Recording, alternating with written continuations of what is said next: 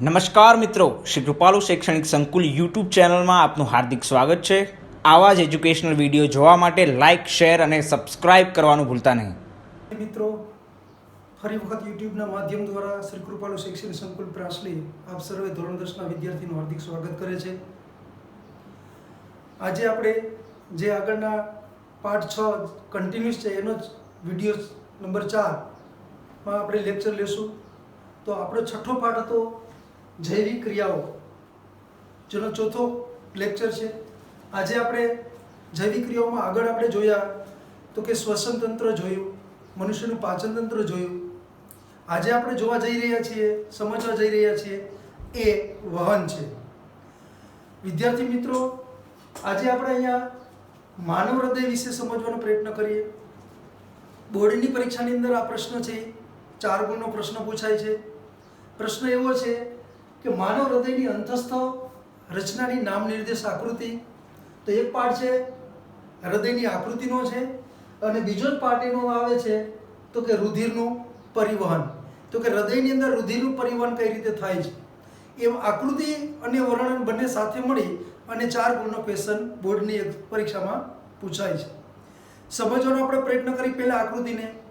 તો કે મનુષ્યનું હૃદય છે એ સામાન્ય રીતે સ્નાયુમયનું બનેલું છે અને આપણી મુઠ્ઠી જેવડું હોય છે। જેની આંતરિક રચનાને આપણે સમજવાનો પ્રયત્ન કરીએ તો કે જુદા જુદા પાર્ટ્સનું મેં નિર્દેશન કરેલું છે। તો કે સમજવું કઈ રીતે, કયો પાર્ટ કઈ રીતે સમજવો, તો કઈ રીતની રચના હોય છે।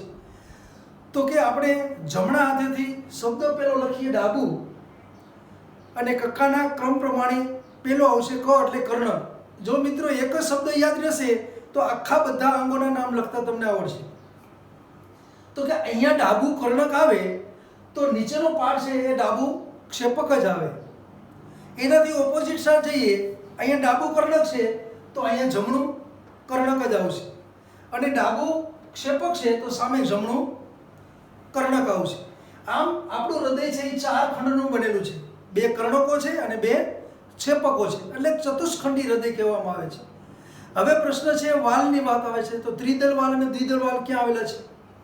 તો કે જ્યાં ડાબું શબ્દ આવે છે 2 અક્ષરથી બનેલો શબ્દ છે ત્યાં દ્વિદલ વાલ આવશે, જ્યાં જમણું 3 અક્ષરથી બનેલો શબ્દ છે ત્યાં ત્રિદલ વાલ આવશે। આ સરળ પદ્ધતિ થઈ ગઈ।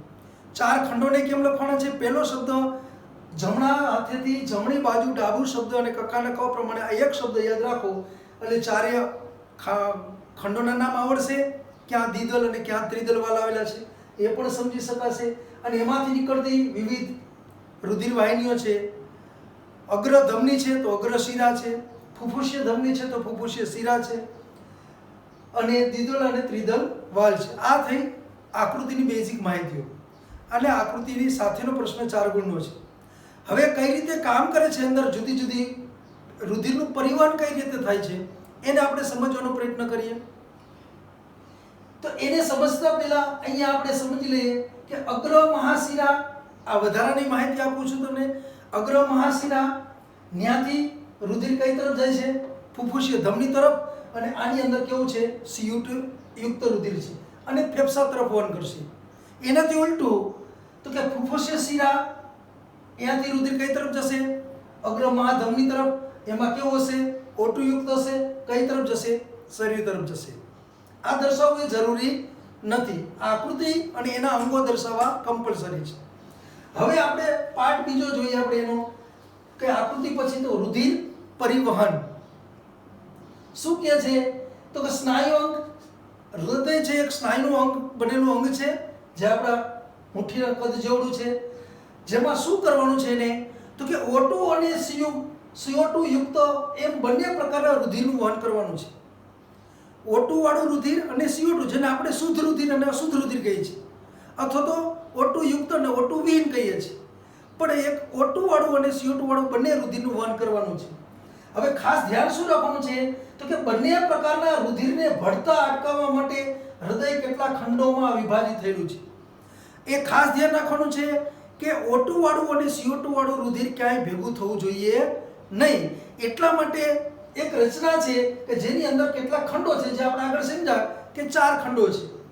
આમ ઉપરના 2 ખંડો એટલે એને કર્ણકો કીધા, જેમાં આપણે ડાબું કર્ણક અને જમણું કર્ણક, અને નીચેના બે ખંડો એને ક્ષેપકો કીધા, જેને જમણું ક્ષેપક અને ડાબું ક્ષેપક તરીકે ઓળખીએ છીએ. આમ આપણું માનવ હૃદય છે એ ચતુષ્ખંડી હૃદય કહેવામાં આવે છે.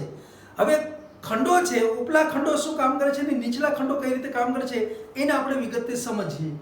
તો કે જમણા ખંડો એટલે બે જમણા બાજુના લેવાના છે, પછી ડાબા ખંડો એટલે ડાબી બાજુના લેવાના છે.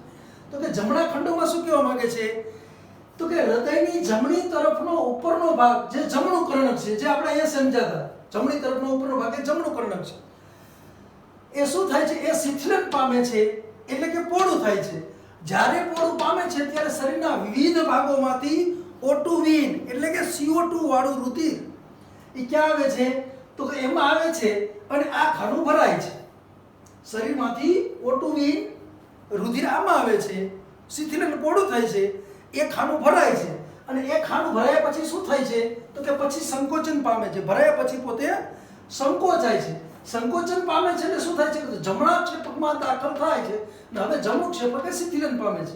એટલે કે આ સંકોચન પામ્યું એટલે આમાં આવે છે, એ શિથિલન થાય છે, પોળું થાય છે, એ ભરાય છે, પછી એ સંકોચન પામે છે. તો કે જે રુધિર પ્રવાહને રુધિર વિરુદ્ધ દિશામાં જતો અટકાવે છે કોણ, તો કે બંને વચ્ચે વાલ્વની રચના છે, જે આપણે પહેલા પણ વાત કરી હતી. જમણું કર્ણક અને જમણા ક્ષેપક વચ્ચે ત્રિદળ, એટલે કે રિટર્ન પ્રવાહને પાછો જવા દેતું નથી. એટલે આ ક્રિયા થઈ આપણા જમણા ખંડોની વાત થઈ બંનેની. એવી રીતે ડાબા ખંડો છે, તો કે ડાબા ખંડોમાં શું થાય છે, તો કે ફેફસામાંથી ફુફુસીય શિરા દ્વારા O2 યુક્ત રુધિર એ ડાબા કર્ણકમાં દાખલ થાય છે. એટલે કે આમાં શરીરમાંથી CO2 વાળું રુધિર અહીંયા આવ્યું, એ CO2 વાળું રુધિર અહીંયા આવ્યું, અહીંયાથી ફેફસા તરફ ગયું અને ફેફસામાંથી શુદ્ધ થઈ અને O2 યુક્ત રુધિર છે એ ડાબા કર્ણકમાં દાખલ થાય છે. જો O2 યુક્ત શબ્દ છે, O2 યુક્ત થવા માટે એને ફેફસામાં મોકલવું પડ્યું. ફેફસામાં મોકલ્યા પછી O2 યુક્ત થઈ ગયું, એટલે કે CO2 જતું રહ્યું અને O2 વાળું એટલે કે શુદ્ધ રુધિર થઈ ગયું. હવે O2 યુક્ત રુધિર છે ડાબા કર્ણકમાં આવ્યું, એટલે કે આમાં આવ્યું, ફેફસામાં થઈ ડાબા કર્ણકમાં આવે છે. પછી એ પાતળી દિવાલ ધરાવતો હોવાથી હૃદયનો ડાબી તરફનો ઉપરનો ખંડ છે, એટલે ઉપરનો ખંડ છે, અને ત્યારબાદ એ શિથિલન પામેલ પોળું થશે અને O2 વાળું રુધિર છે એની અંદર ભરાય છે. ભરાયા પછી એ સંકોચન પામે છે. હવે સંકોચન જેમાં આમાં ક્રિયા થઈ તે જ પ્રમાણમાં ક્રિયા થશે, સંકોચન પામશે અને ત્યારે ડાબું ક્ષેપક શિથિલન પામશે. એટલે કે આ O2 વાળું રુધિર ભરાઈ જશે, સંકોચન પામશે, એટલે દ્વિદળ વાલ્વ છે ખુલશે એટલે ડાબા ક્ષેપકની અંદર O2 વાળું રુધિર દાખલ થશે. વિદ્યાર્થી મિત્રો ખાસ ધ્યાન રાખવાનું છે કે પ્રવાહ છે એ રિટર્ન જઈ શકતો નથી, એટલા જ માટે એક કુદરતી રચના છે વાલ્વની, વન વે છે. એટલે હવે આપણે આગળ વાત ચલાવીએ. આમ ડાબા કર્ણકમાં O2 યુક્ત રુધિર એ ડાબા ક્ષેપકમાં દાખલ થયું અને સ્નાયુમાં ડાબું ક્ષેપક હવે આ ભરાણું એટલે હવે આ સંકોચન પામશે. આ જ્યારે સંકોચન પામશે અને એ ક્યાં જશે, તો કે શરીર તરફ ધકેલાય છે અને શરીરના વિવિધ ભાગોને પૂરું પાડે છે. એટલે કે O2 વાળું રુધિર એ બની ગયું એટલે આ સંકોચન પામશે એટલે આ ક્યાં જશે, O2 વાળું રુધિર છે એ શરીરની અંદર દાખલ થશે. એટલે શરીર તરફ ધકેલાશે ને શરીરના વિવિધ ભાગોને O2 વાળું રુધિર પૂરું પડશે. અહીં બંને ખંડો વચ્ચે કેવો વાલ છે, દ્વિદળ વાલ છે.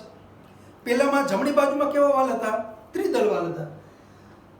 હવે ક્ષેપકને શરીરના વિવિધ ભાગોમાં રુધિરને ધકેલવાનું હોવાથી કર્ણકની સાપેક્ષે ક્ષેપકોની દિવાલ જાડી છે. શું થયું, તો કે આને વધારે પ્રેશરથી શરીર તરફ ધક્કો મારવાનો છે. શરીર તરફ ધક્કો મારવાનો છે એટલે સામાન્ય રીતે સ્થિતિસ્થાપકતા અને એની દિવાલની જાડાઈ પહેલાની સાપેક્ષે વધારે મજબૂત અને વધારે જાડી હોય છે. એટલે વિદ્યાર્થી મિત્રો 4 ગુણના પ્રશ્ન અંદર એક આકૃતિને સમજવાની છે. આકૃતિને સમજ્યા પછી જે ચારે ખંડો છે, જમણા ખંડો અને ડાબા ખંડો, જમણાની અંદર જમણું કર્ણક ને જમણું ક્ષેપક, ડાબાની અંદર ડાબું કર્ણક ને ડાબું ક્ષેપક, આટલી વસ્તુને અહીંયા પ્રશ્ન તમારો 4 ગુણનો પ્રશ્ન પૂર્ણ થાય છે. હવે આ વિશેષ માહિતી આપી છે. આ આકૃતિ બોર્ડની પરીક્ષામાં બંને દોરવી જરૂરી નથી. ક્લિયર સમજી લો, આ આકૃતિ કમ્પલસરી દોરવાની નથી. આકૃતિ તમારે હૃદયની દોરવાની છે અને એનું વર્ણન કરવાનું છે. આની સાથે કનેક્ટેડ હોવાને કારણે આપણે આકૃતિ અહીંયા સમજવાનો પ્રયત્ન કરીએ છીએ. અહીંયા આપણે સમજ્યા કે બે કર્ણકો અને બે ક્ષેપકો છે, ડાબું કર્ણક ડાબું ક્ષેપક, જમણું કર્ણક જમણું ક્ષેપક. કઈ રીતે ક્રિયા થાય છે O2 અને CO2 નું વહન, અહીં હેડિંગ શું બાંધ્યું છે, સસ્તન વર્ગમાં એટલે મનુષ્યની અંદર આપણે લઈ શકીએ. મનુષ્યમાં ઓટોયુક્ત અને સીયુક્ત રુધિરની ફેરબદલી દર્શાવતો આ એક પ્રદર્શન રેખાંકન છે. આને આપણે સમજવાનો પ્રયત્ન કરીએ. દાખલા તરીકે આ શરીરની અંદર છેલ્લે આવેલી શરીરમાં અંગોમાં રહેલી કેશિકાઓ છે, એટલે માથાના વાળ જેવી ગૂંચ એવી બારીક કેશિકાઓ છે. હવે અહીંયા બે પાર્ટ મેં બતાવ્યું છે, રેડ પાર્ટ અને બ્લુ પાર્ટ. રેડ છે એ O2 વાળું રુધિરનું વહન બતાવે છે, બ્લુ પાર્ટ છે એ CO2 વાળું રુધિર બતાવે છે. અહીંયા CO2 વાળું રુધિર છે એ કેમાં ગયું? પહેલા શિરામાં ગયું. શિરામાંથી કઈ તરફ જાય છે? તો કે ફેફસા તરફ જાય છે. ફેફસા તરફ. ફેફસા આગળ જતા એ શિરા મોટી બની એટલે એનું નામ શું આપ્યું? મહાશિરા. મહાશિરામાંથી રુધિર કેમાં ગયું? તો કે અહીંયા જે હતું જમણું કર્ણક એ જ આ જમણા કર્ણકમાં ગયું. જમણા કર્ણકમાંથી કેમાં આવશે? તો કે જમણા ક્ષેપકમાં. અહીંયા બંને વચ્ચે કયો વાલ હોય છે? ત્રિદળ વાલ છે. જમણા ક્ષેપકમાં CO2 વાળું રુધિર કેમાં કઈ તરફ ગયું? તો કે ફેફસા તરફ. હજી જો CO2 વાળું છે ત્યાંથી કેમાં આવ્યું? ફુફુસીય ધમની. અહીંયા ફુફુસીય ધમની શબ્દ આપ્યો છે, એને આપણે પછી ક્લિયર કરીએ. અહીંયા એવું એટલે શું થયું? ફુફુસીય ધમનીમાં એટલે કે તો અહીંયાથી O2 અને CO2 ની અદલા બદલી થઈ ગઈ. CO2 છૂટો પડી ગયો અને O2 સ્વીકાર લીધો. એ કહેવામાં ગયું ફુફુસીય રુધિર કેશિકા ગુચ્છ છે એની અંદર આવ્યું એટલે અહીંયા બંનેનું ટ્રાન્સફર થશે. ત્યાંથી હવે જો આ રેડ કલરની બતાવી તો હવે આ થઈ ગયું O2 વાળું, અહીંયા હતું CO2 વાળું, અહીંયા બંને બદલી ગયા. કેમાં આવ્યું O2 વાળું રુધિર? તો કે ફુફુસીય શિરામાં. એ કેમાંથી આવ્યું? તો ફેફસામાંથી આવ્યું. કેવું છે? O2 યુક્ત. હવે ફેફસામાંથી આવ્યું, હવે ક્યાં જશે? તો કે આમાં આવ્યું. આપણું જે ડાબું કર્ણક છે એમાં આવે છે. ડાબા કર્ણકમાં કેમાં આવે છે? જમણું ક્ષેપકમાં. તો કે ડાબું ક્ષેપકમાં આવે છે, આમાં આવે છે. અહીંયાથી ક્યાં જાય છે? તો કે આ વધારે પ્રેશર કરશે, અહીંયાથી શરીરમાં જશે. તો કે આ આપણું જે ડાબું ક્ષેપક છે એ O2 વાળું રુધિર છે એ કેમાં ગયું? મહાધમની. મહાધમનીમાંથી શરીર તરફ ગયું જો, અને શરીર તરફ ધમનીમાં થઈ અને પાછું O2 વપરાઈ જશે અને પાછી અહીંયા વળી CO2 વાળું બને છે. એટલે આખી સાયકલને સમજવાની છે.